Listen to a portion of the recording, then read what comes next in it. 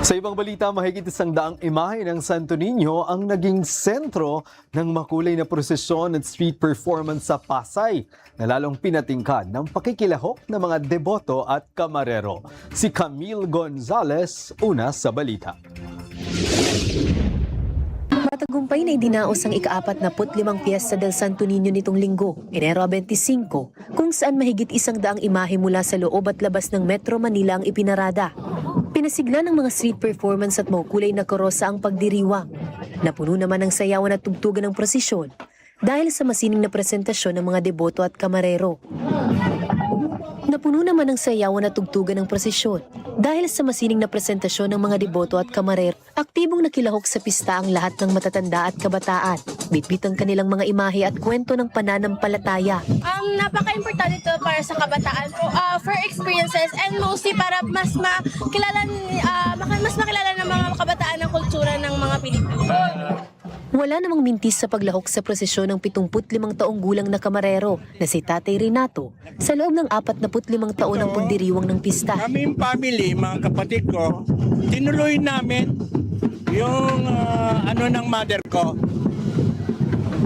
Kasi itong aming Santo Niño, siguro Santo Niño, pero may pangalan, prinsipe ng mga bansa.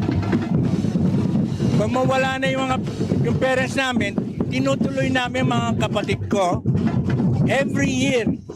Hindi ako nagkakamali, 48 years na kami kasali.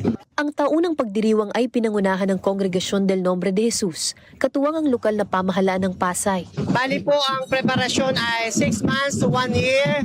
So pagkatapos po ng piyesta ay inaayos po yung susunod na piyesta. Napakarami pong tao na involved. Unang-una po ang ating butihing Mayor Imelda Emi Calixto Rubiano at ang ating Congressman Antonino Tony Calixto. 10 ng sangguniang panglungsod sa pangunguna ni Vice Mayor Mark Calixto at ng pamunuan ng Kongregasyon del Nombre de Jesus at lahat ng kawani ng Pasay City Hall.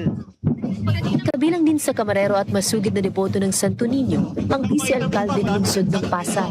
Na maging religyoso tayo dahil na malaking tulong to. Alam naman ng mga Pilipino, napaka-Kristyano natin at talaga naman madasalin dito sa ating bansa. Kaya tuloy-tuloy lang po natin ang ating pagdadasal para sa ating kapayapaan at syempre kay mahal na Santo Niño.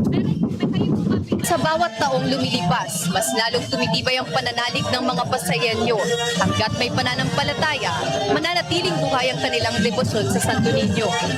Nauna sa balitang totoo at laging bago, Camille Gonzalez, alauna sa balita, Congress TV.